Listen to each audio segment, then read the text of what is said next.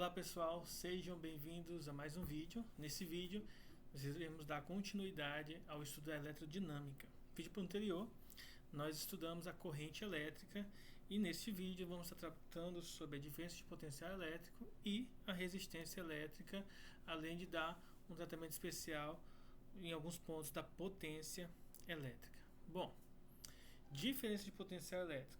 A gente precisa entender que toda vez que nós ligamos um dispositivo que distribui energia ou que gera energia, por exemplo, uma pilha, quando a gente conecta os polos positivos e negativos através de fios condutores, vai ser criado então nesse fio um campo elétrico e, além disso, uma força elétrica que vai induzir o movimento das cargas elétricas no decorrer do fio. Quando isso acontece, esse deslocamento de cargas gera então um trabalho. E esse trabalho associado às cargas é o que nós definimos como voltagem ou diferença de potencial elétrico. Então nós temos definido aqui de forma bem simples que potencial elétrico é a relação entre o trabalho que as cargas realizam para se moverem dividido pelo valor das cargas.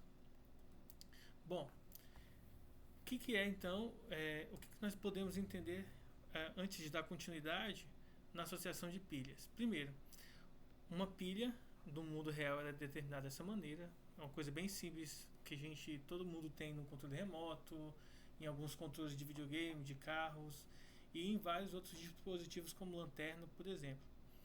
Na física nós iremos representar as pilhas desse formato, nesse desenho, em que os terminais positivos e negativos ou vão estar aparecendo com seus símbolos de mais e de menos, ou simplesmente vai ser utilizado a barrinha maior para o sinal de mais e a barrinha menor para o polo negativo da pilha. Então essa aqui é a representação de uma pilha no circuito de maneira simplificada.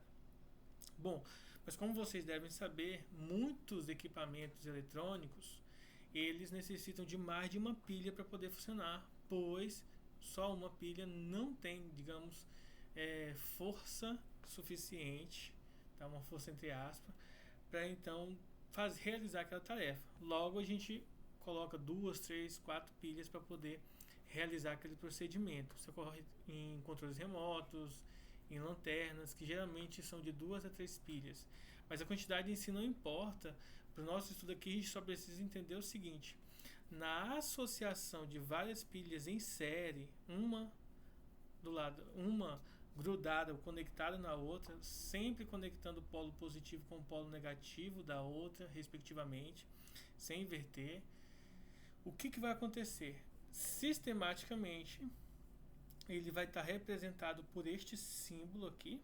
Tá? Observe positivo, negativo, positivo, negativo, positivo, negativo no desenho.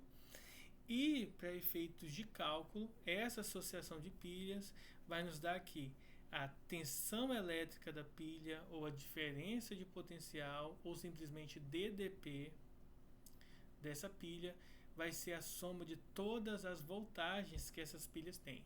Em outras palavras, se cada uma dessas pilhas tiver 2 volts, então o conjunto delas, das 3, nesse formato, vai gerar então 6 volts. Então a gente tem um circuito com 3 pilhas que dariam 6 volts na diferença de potencial entre os terminais A e B dela. Isso como exemplo. Potência elétrica. Bom, nós precisamos entender que todo equipamento eletrônico ele funciona com o seguinte padrão: ele recebe energia elétrica, ele então consome essa energia elétrica, transformando a energia elétrica numa outra modalidade de energia. Exemplo: a lâmpada, ela é um consumidor de energia elétrica que transforma a energia elétrica em energia luminosa e, consequentemente, energia térmica também, porque ela esquenta. Para que ocorra então a transformação de energia, é necessária a presença de um equipamento elétrico que fornece energia elétrica, por exemplo, uma pilha ou bateria, ou a tomada elétrica da casa. Esse dispositivo é chamado de gerador. Já o eletrodoméstico, o equipamento elétrico que faz a transformação da energia, ele vai ser então um consumidor da energia elétrica. Lembrando que no vídeo anterior eu comentei que a corrente elétrica ela não desaparece depois que atravessa o equipamento eletrônico, ela volta para o fio da tomada. Por isso que a gente tem dois fios, então ela fica caminhando aí para dentro e para fora do dispositivo elétrico. O que acontece é que a energia elétrica associada nas cargas, elas são transformadas em outras modalidades de energia. Bom, e como que a gente faz para calcular a potência elétrica? É bem simples. Para determinar a rapidez com que a quantidade de energia elétrica, o ΔE ou trabalho, que muitas vezes o ΔE está associado ao trabalho, para calcular essa rapidez em que a energia é transformada em um intervalo de tempo, ΔT, que é dado em segundos, e a energia elétrica, quantidade de energia elétrica, não confundir com a quantidade de carga, que é transformado em joule. A gente usa essa expressão. A potência de qualquer equipamento eletrônico é a quantidade de energia elétrica que atravessa ele em um determinado intervalo de tempo. Bom, um complemento para essa informação aqui é que, primeiro, o ΔE ele pode ser substituído por U ou DDP vezes a variação de tempo, variação de carga. E a variação de carga sobre o tempo é a intensidade da corrente elétrica. Em outras palavras, o potencial elétrico ele pode ser calculado como sendo a DDP do equipamento vezes a corrente elétrica no qual ele está associado. Então, essa fórmula aqui é uma outra fórmula que nós temos para calcular a potência. Dentro do Sistema Internacional de Unidades, o padrão para a potência é joule por segundo, que nós chamamos de watts. E de acordo com essa segunda expressão, a potência também pode ser watts, watts pode ser também volts vezes a amperagem, que é a unidade associada DDP e a corrente elétrica. É só uma associação de unidades que algumas questões teóricas elas são interessantes para a gente poder decifrar alguns verdadeiros ou falsos. Bom, junto com potência elétrica existe uma ferramenta muito importante e que qualquer pessoa pode utilizar para estar calculando a quantidade de energia em reais, por exemplo, ou quilowatts-hora, que é o que a gente observa nas companhias nas faturas de energia, que é o nosso consumo. Então, para a gente calcular o consumo elétrico, o consumo de energia elétrica que nós temos em determinados aparelhos da nossa casa, nós precisamos saber qual é a potência dele e saber quanto tempo esse aparelho fica ligado ou funcionando na sua casa. Então, se você souber qual é a potência de um aparelho e quanto tempo você utiliza ele diariamente ou mensalmente, você pode saber, multiplicando essas informações, quanto de quilowatts-hora esse equipamento ele está consumindo na sua casa e, portanto, multiplicando, por exemplo, o resultado pela quantidade de centavos ou de reais que quilowatt-horas vale na sua casa ou na sua cidade, ou pelo menos em relação à companhia que distribui energia elétrica aí onde você mora, você pode saber então quanto você vai gastar durante o mês. Mas para isso você precisa saber mais ou menos qual é a potência e saber indicar quanto tempo ele fica ligado durante o mês ou durante aquele período em que a fatura ela é gerada, para saber então ter uma previsão de quanto você consome de energia e se fazer uma comparação em o que você calculou e o quanto que está vindo cobrado na sua fatura, tá? Então, é bem simples. O quilowatts-hora é uma ferramenta que nós utilizamos simplesmente para calcular a quantidade de watts ou de potência que um determinado aparelho, quantidade de energia que um determinado aparelho consome em um intervalo de tempo. Resistência elétrica. Bom, um circuito elétrico constituído por apenas um equipamento elétrico e um gerador é conhecido como circuito simples. Então, no circuito simples, nós vamos identificar um gerador que determina o que é o que coloca à disposição a diferença de potencial ou a tensão elétrica, os fios que vão conduzir o gerador a um equipamento elétrico e o equipamento elétrico. Dependendo do equipamento elétrico conectado ao gerador, a corrente elétrica formada no circuito pode ter maior ou menor intensidade. Dessa maneira, pode-se definir uma grandeza que relacione a diferença de potencial aplicada nos terminais do equipamento com a corrente nele. Essa grandeza nós chamamos de resistência elétrica. Então, resistência elétrica é a relação direta entre a voltagem e a corrente elétrica, voltagem e amperagem, ou tensão elétrica, ou DDP, e a intensidade da corrente elétrica que percorre nos fios. Bom, a fórmula da resistência elétrica é simplesmente diferença de potencial sobre a corrente elétrica. Então, resistência é V sobre I. Lembrando uma coisa muito importante, que muitos materiais e muitos exercícios que vocês podem encontrar na internet, a voltagem, a DDP, ela é indicada pela letra U maiúscula. Aqui eu estou indicando pela letra V, porque é só uma outra forma de indicar. Então, só ter esse cuidado para não meio que achar que um dos dois está errado. Ambos estão corretos, depende do livro que a pessoa consulta para poder montar o material ou exercício. Quais são as informações que a gente pode então obter para a resistência elétrica? Primeiro, considerando-se o mesmo valor de DDP, quanto menor a resistência, maior será a corrente elétrica, ou seja, elas são grandezas inversamente proporcionais. Observe que matematicamente uma fica embaixo da fração, enquanto que outra teoricamente fica em cima, pois lembrando que quando não tem fração é porque a fração tem um embaixo. Em contrapartida, quanto maior a resistência elétrica do equipamento, menor é a corrente elétrica. Isso aqui é interessante, por quê? Porque nós podemos entender que quanto maior a resistência, maior é a dificuldade das cargas elétricas se locomoverem por meio desse equipamento eletrônico ou do fio que está associado. Então ele vai como se estivesse reduzindo aí as quantidades de cargas que estão dificultando então a passagem de carga elétrica. No Sistema Internacional de Unidades, a unidade padrão utilizada para a resistência é o ohm, que é a letra grega ômega maiúscula. E existe uma grandeza inversa para a resistência, que nós chamamos de condutância elétrica, representada pela letra G maiúscula, que é 1 sobre R, e no Sistema Internacional a gente chama de Siemens, que é um S maiúsculo.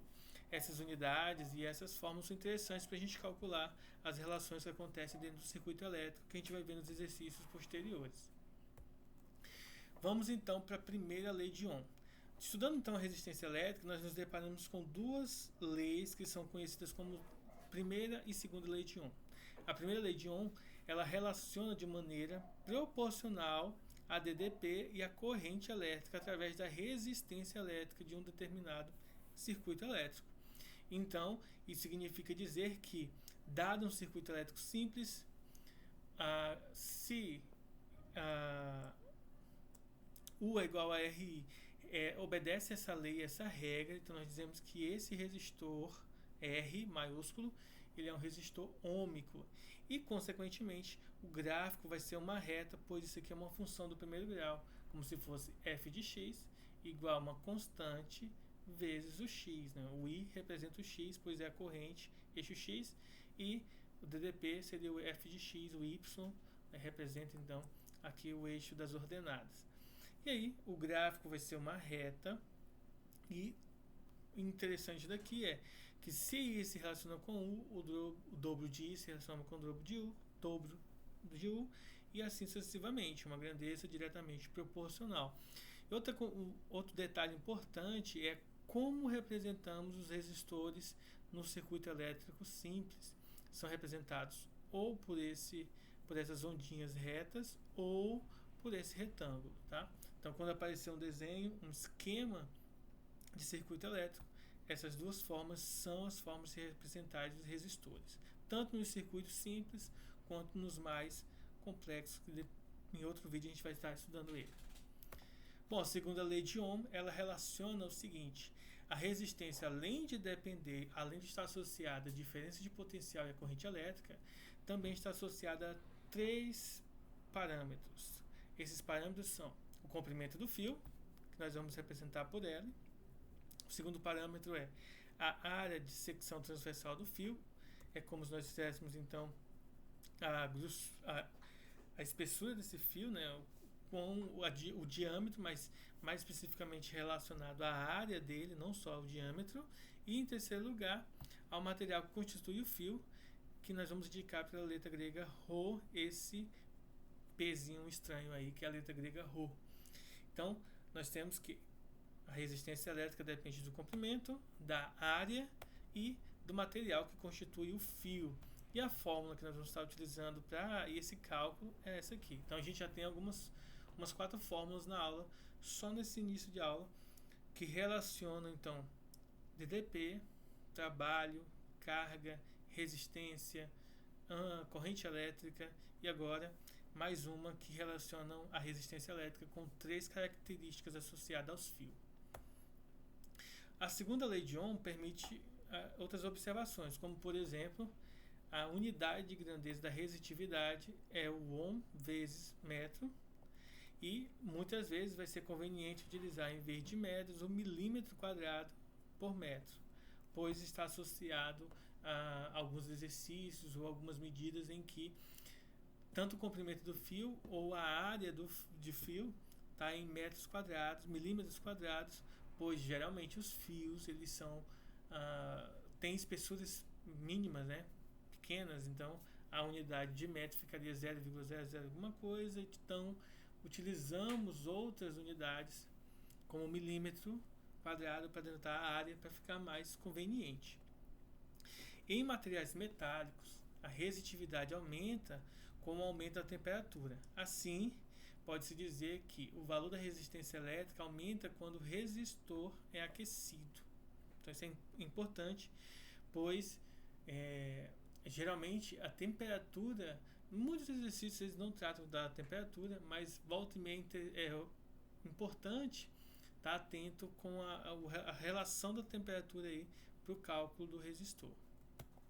Em algumas situações pode ser conveniente utilizar a grandeza inversa da resitividade, conhecida como condutividade, que é utilizada a letra sigma, a sigma minúsculo, que é 1 sobre ρ, e nesse caso a unidade é semelhante então ao inverso do ρ, que seria o siemens por metro. Bem simples, uma questão aí de marcar, anotar e estar estudando passo a passo essas notações. Bom, como no início a gente viu um pouco sobre potência, agora a gente vai relacionar a potência com essas fórmulas novas. Primeiro, potência é a DDP vezes a corrente elétrica. Como a DDP é resistência vezes a corrente, substituindo no lugar do U, nós vamos ter que a potência pode ser calculada como sendo a resistência vezes a corrente ao quadrado. Por outro lado, se I é igual a U sobre E, é só passar o R dividindo. Nós substituindo no lugar do I, nós temos que a potência é a diferença de potencial ao quadrado sobre a resistência. Todas essas fórmulas elas são equivalentes, porém vale ressaltar que, dependendo do exercício, uma fica mais conveniente do que a outra para calcular, para que não precise fazer vários cálculos. Às vezes, usando a fórmula correta, a substituição leva direto ao resultado, e outras fórmulas você vai ter que fazer mais passos, calcular muito mais para poder chegar ao resultado desejado. Para isso, vamos ver então alguns exemplos que relacionam as fórmulas dessa aula. Primeiro exemplo, uma lâmpada, ao ser ligada a uma bateria, fica sujeita a uma voltagem de 6 volts. Verifica-se então que o filamento dessa lâmpada é percorrido por uma corrente de 2 amperes. Letra A. Qual é o valor da resistência desse filamento? E B. Se essa lâmpada for ligada a uma certa bateria, uma corrente de 1,5 amperes passa pelo seu filamento, qual é então a diferença de potencial, DDP, a voltagem que essa bateria aplica na lâmpada? Então é bem simples esse exercício, só nós observarmos que para calcular resistência, DDP sobre corrente, então é 6 dividido por 2, logo o resultado 3 ohms. Letra B, para calcular DDP, basta multiplicar a resistência pela corrente. Se a resistência é 3 e a corrente agora passa a ter 1,5, 3 vezes 1,5, 4,5 volts. Então é bem simples, é só substituir, multiplicar ou dividir, ou seja, usar a expressão matemática correspondente, que a gente tira o resultado de maneira bem simples. Segundo exemplo, o gráfico V, o gráfico da DDP V versus a intensidade da corrente I para determinado condutor é representado nessa figura. Então a gente vê aqui uma curva que relaciona a DDP e a corrente elétrica. Letra A, esse resistor é ôhmico? Letra B, qual é o valor de sua resistência quando submetido a uma DDP de 1 volt? Bom, aqui é interessante a gente observar, na verdade aqui são 10 volts, mas aqui é interessante nós observarmos o seguinte. Primeiro, esse resistor ele não é ôhmico, pois para ser um resistor ôhmico ele tem que satisfazer a primeira lei de Ohm. A primeira lei de Ohm, ele diz pra gente o quê? Que a DDP e a corrente elétrica, elas são grandezas diretamente proporcionais. Logo, se são diretamente proporcionais, a resistência U é igual a RI. Nesse caso, observe que não forma uma reta, como é uma curva, logo esse resistor não é um resistor ôhmico. E na letra B, qual é o valor da resistência quando submetido a um DDP de 10 volts? Faltou o zerinho aqui.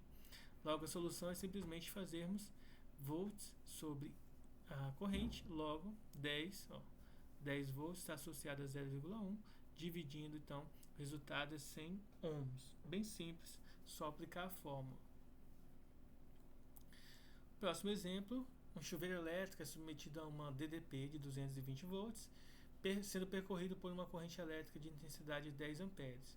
Letra A, a resistência elétrica do chuveiro é bem simples, é só fazer a divisão. Resistência, voltagem sobre corrente, 220 dividido por 10, 22 ohms.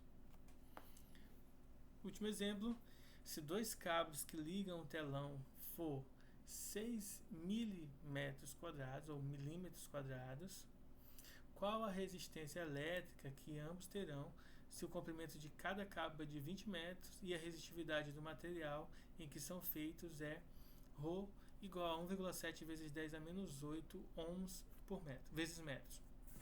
Então, bem simples, é só aplicar a fórmula da segunda lei de Ohm. Resistência é a resistividade do material vezes o comprimento dividido pela área.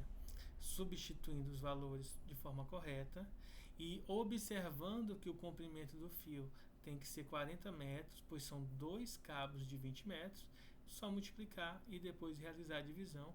Resultado então é 0,113 ohms. E aí a gente chega ao final da aula, só lembrando que todo o processo do cálculo dos circuitos elétricos, eles são cálculos simples, basta tomar o cuidado de substituir a fórmula correta, observar as fórmulas e verificar quais são as informações que nós temos para poder fazer o cálculo. Temos um vídeo no canal sobre capacitância, alguns 3 vídeos mais ou menos de capacitância, e lá em capacitores mais ou menos segue o mesmo padrão. Depois a gente vai estar estudando os circuitos elétricos em que nós teremos resistores em séries e em paralelos, o que vai dar um contraste bem interessante com relação aos capacitores.